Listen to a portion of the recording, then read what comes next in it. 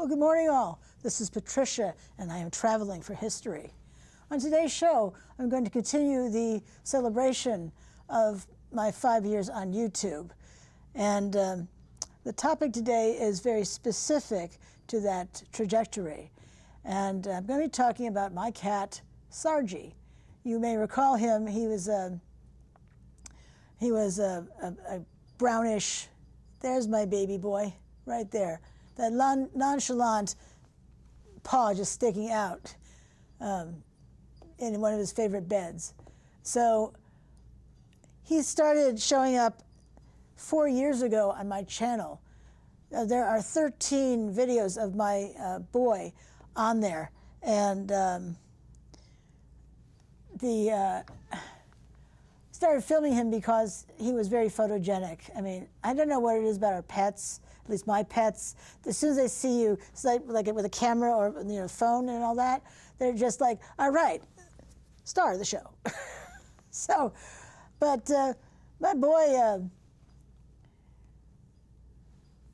did things that you can't imagine a cat ever doing. I'm going to share some of those stories with you because I swear they're all true. And my friends were really not surprised overall. So I used to store his treats, those pouches, treat pouches, in the cupboard above the kitchen sink. So they're those shorter cabinets that are high up and all that. And still, I would come home and I'd find these treat packages on the floor, completely chewed through, and all the treats gone. I'm thinking, well, how did he do that? So I thought, well, all right, I'll put this grabber, one of those grabbers that, so you can reach and get something quickly. So I put one of those over the doorknobs of them. And next time I went home after work, where was the grabber?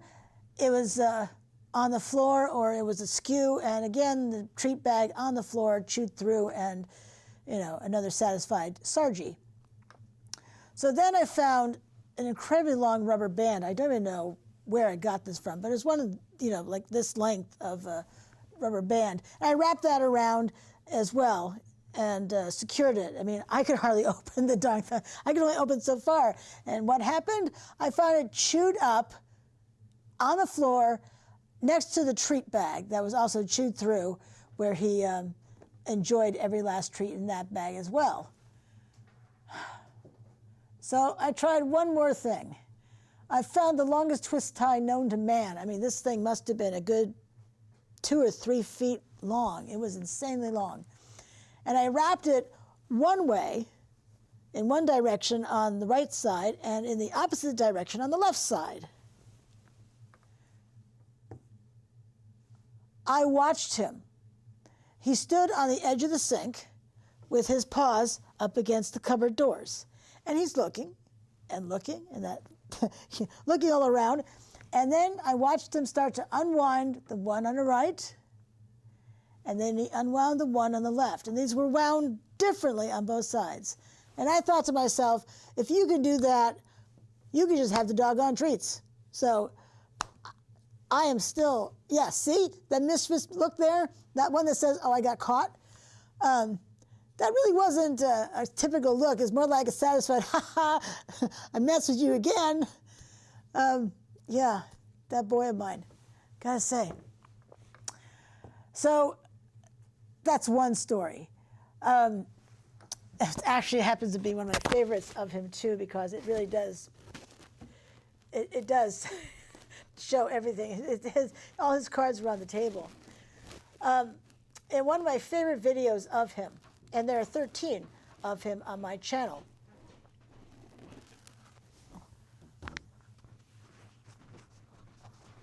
Just a moment here, my mic fell off, and I want you to hear every word I have to say here.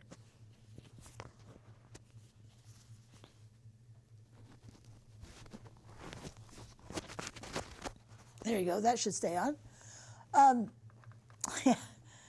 Now see, this one, he had the sheepskin style bed thing for the top of the couch. And it was ratty, as you can imagine. So I got him a new one, and this look is just like, what? What happened to my other bed? Because, you know, he's the boy. He's the guy, the boy, the legend. I was filming a video called A Musical Interlude and my cat Sargie.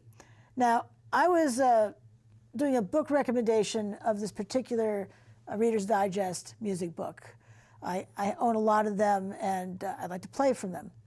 So I was playing a song from the book to illustrate the difficulty level of it, which it's like a low intermediate, beginner intermediate kind of level. And I had already, Sargie was making sounds behind me because he was on the couch behind me. And he didn't like my back to him. I mean, his back to me most of the time, but my back to him, no, challenge accepted. So he decided to thwunk over to the seat, the piano bench seat beside me, and so who cares about a book? Let's just do the scritchies on the head and all that. So so he was there to assist me in the playing of the music. It was less a musical interlude and more of a segue into Sargie, a Sargie segue. But that boy. So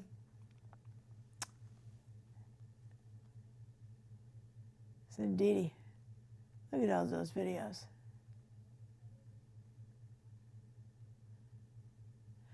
So as he was, so I had friends over for, I was grilling outside, and I gave them a plate of burgers and told them they need to guard them with their lives. They just do, because if they start gabbing and not paying attention, Sargie will note that and take care of business. So they got to gabbing because it's what we do. And wouldn't you know, when I walked in, there was a burger under the dining table, and then he was on the dining table to get another one. I don't know, the after dinner mint. I don't know, he had this look, like that same look at the scale, that same look on his face, and my one friend came right over to defend him. Oh, he's just hungry. He's just, look how cute he is. Of course he's cute. He got away with murder because he was cute. But I will say that he was very good at killing bugs and spiders. So good. He would do one of these things with his paw. I'll show you up here so you can see better. Spider, spider, eat spider. So works for me. It has always worked for me. I left, I had to go to work one day, and there was a wasp in the house, which I'd been trying to get because I didn't want him to get stung by a wasp. I mean, nobody wants that, and I certainly didn't want that for my boy either. So, but then I finally had to go to work. I got home, and what was on the floor near the front door? The wasp, in two halves. And they were exactly positioned. So the front portion and the right portion, just cut right in half. So he didn't eat it. Must not have tasted very good, but he killed it. So, score 10 for Sargie and 0 for the wasp. And I didn't notice any. He didn't seem to have any stings. He didn't seem to get stung by the wasp because he wasn't behaving differently.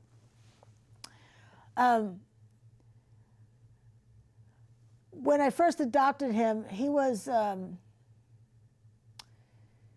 my vet pegged him at about between 1 and 2 and closer to 1. The age on the cage was 3 to 4 years. This was the St. Albans Humane Society, I believe. After my first cat had died, his name was Boo. I don't have any pictures of him to show you here. But, eventually, a colleague had suggested that I go to Williston to PetSmart, and they often had cats there from different humane societies that were adoptable.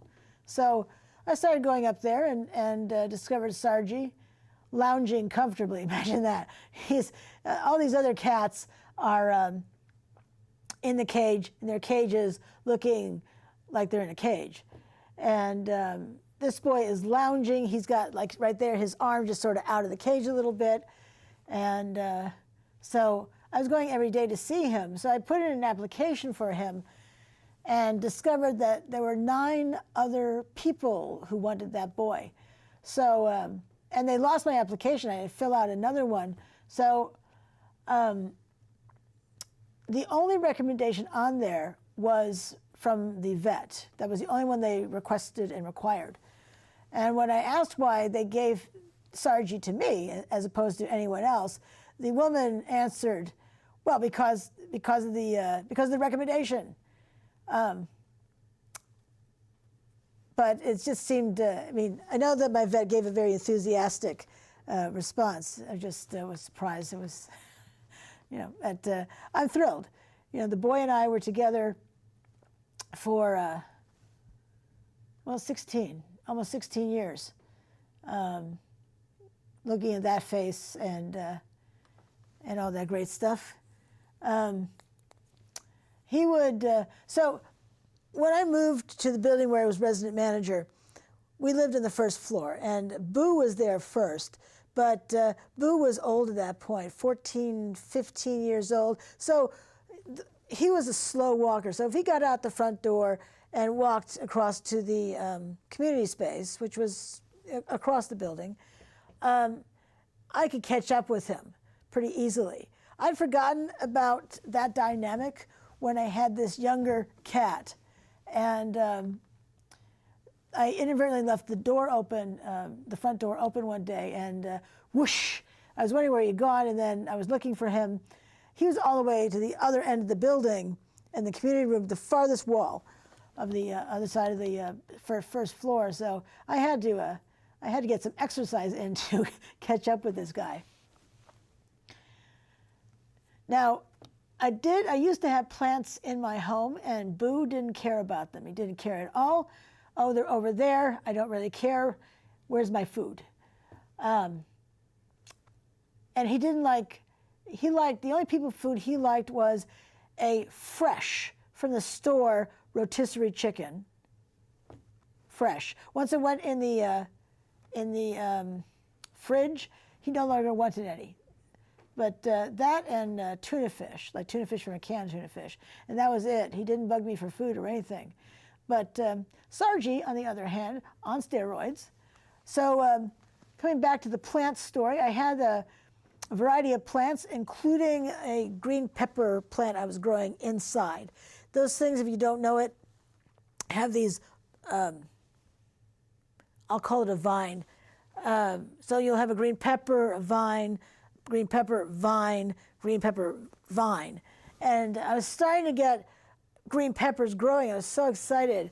And I came home from work one day, and that pot was on the floor. It was not broken, but there was dirt everywhere. And I don't know where the vine and the fledgling green peppers went. I never found them. So I'm guessing he ate them. I don't even know. But given the fact that he'd been a stray cat, not for very long though, but apparently he'd been a stray cat. That's likely why, but I came home from work one day. He did his best work when I was out at work.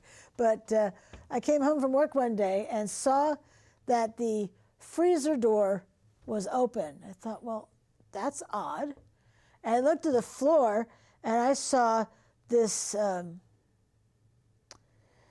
I saw this spot of blood that was about this big, and it was a faded spot of blood. We're not talking, fresh murder victim sort of blood stain. It was about this big, but it wasn't. It was just old looking. It was not there in the morning. And then I saw styrofoam and then the plastic wrap around it. And then what did I see? I saw Sargi lying all the way extended, looking like he had eaten his best meal. Well, you know what it was? He had opened the freezer and helped himself to a steak in there. Now, I saw him do this one day. He would jump up to the top of the freezer, the top of the fridge. For the freezer was up here, and the refrigerator part was down below. He would hook his back paws on the top edge, and then he would push it open. This is an apartment refrigerator, and I watched him open the refrigerator door one day. He pushed his body up against the edge of the lower cabinets and next to the refrigerator door. He put all four paws on the edge of the fridge door and pushed it open. And I thought to myself, my God, if you can do that, you deserve whatever you can get in there, those places. Yeah, see that guy? That guy right there. He was the culprit. I also watched him one day when he had opened the freezer. He was standing on the chicken cutlets to get to the steak. How can I argue with that? How can I win against that?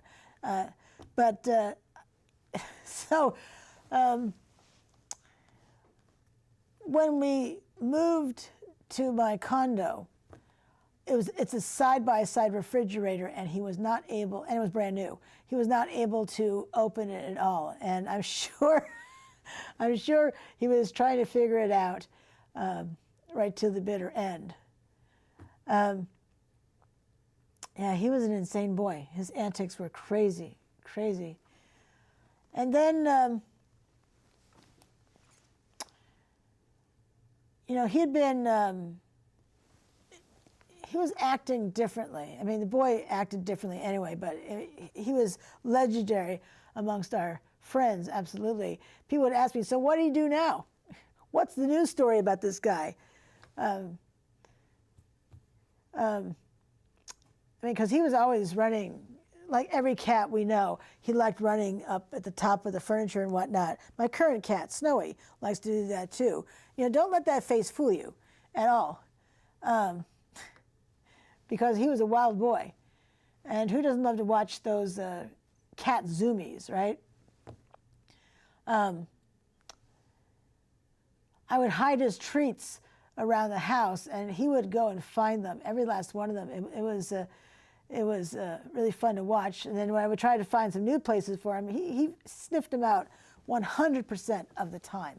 And as much fun as that was, he did find all of them. But then, later in life, he was, I think it was 15, could have been in his 16th year when this started. He was using the litter box a lot more often. I had this automatic litter box, the kind with the rake, and the cat would get in, do his business, and then would rake it underneath this area with a dip so that stuff could go in there. And I got to use that. It was a 30-day litter box, and really honestly was a 30-day litter box for this boy. And then it was 3.5 weeks, and then it was 3 weeks, and then 2.5, and then 2, and then 1.5, 1, and we were down to 3 days. 3 days when it needed to be changed again.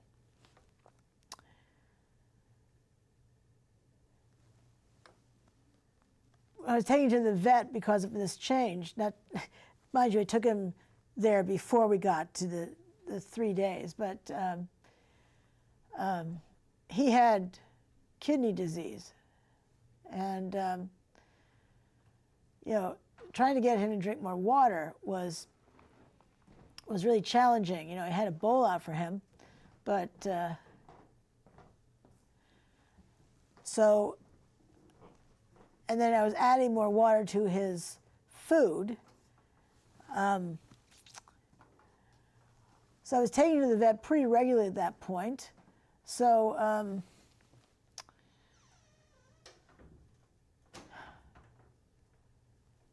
it got so that I had to start giving him this, the vet was giving him saline solution, which is taking a needle, putting it in his, between his haunches there, in his neck, and having this water, the saline solution bag, empty into his neck, and then he would plump up again.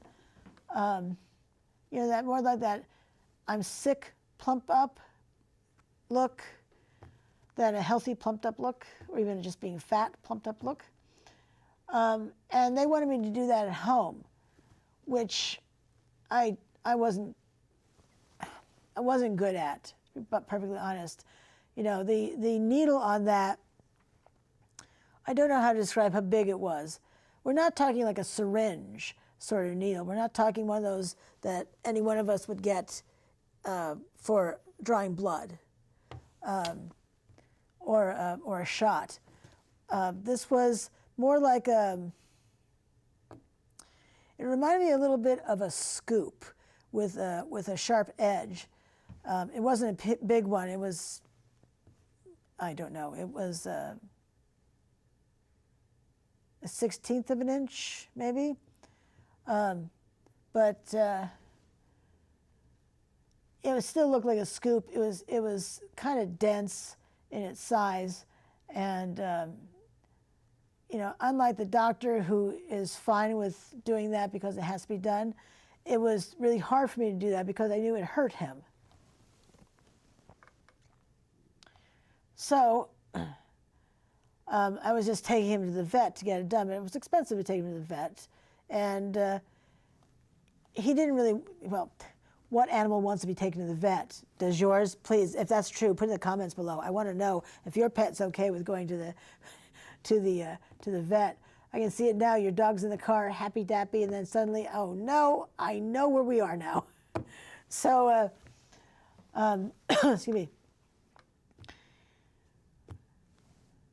And he was fighting them. I mean, I think most cats would fight a vet. They get a thermometer put in uncomfortable places and all that stuff, poked and prodded. But this was especially painful. He was getting meaner, certainly at home. He was meaner with the vet, but they're used to that kind of stuff. But his personality had shifted.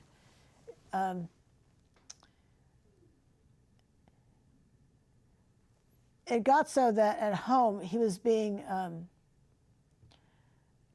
violent. Sounds so strong for a cat who would normally be sort of violent, but I was beginning to feel more like I was prey, and he was purposely trying to draw blood, biting me, clawing me, all that awful stuff for end of life. And between the fact that I couldn't, well, there's a few factors here. I couldn't seem to get that thing into the back of his neck to get him in the saline solution. We both got wet though when it was just floating around. He wasn't really eating that much, and this boy was a Hoover. I often thought that I could have called him Hoover, and that would have been an appropriate name for him, because it'd be his food, my food, your food. I would warn my friends: guard your plates with your life, because he will eat it before you even realize it. It's gone. It's just gone. But he wasn't interested in food anymore. So he'd gotten meaner. He got really mean, and he wasn't really eating anymore. He wasn't drinking anymore. I mean, the writing was on the wall, and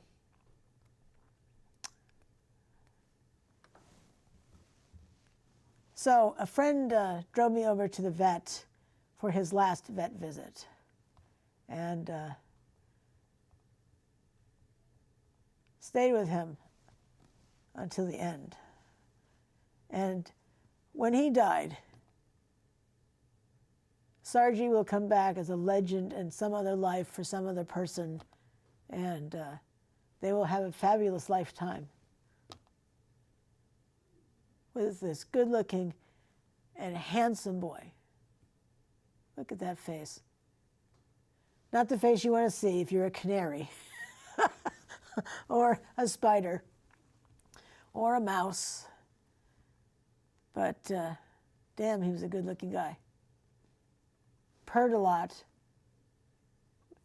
You know, would lie on me all the time. Oh, great, you're sitting down, I'll get on you. Oh, great, you're sitting in your chair. Oh, great, you're reclining right now. You know, we can share. You just don't move, and I'll lie right here. So, you know, a lot of great stories about that boy. Absolutely. He was 1,000,001 cat. And I'm really glad that I was able to spend 15 years with him. And now you know more of the story of my kitty boy, Sargi, who featured prominently in a variety of videos on my channel during this 5-year celebratory year of having a channel on YouTube. So as always, I'm so glad you're here today. And until I see you again, I hope you have a fabulous rest of your day. This is Patricia. I'm traveling for history, and I shall see you soon. Bye now.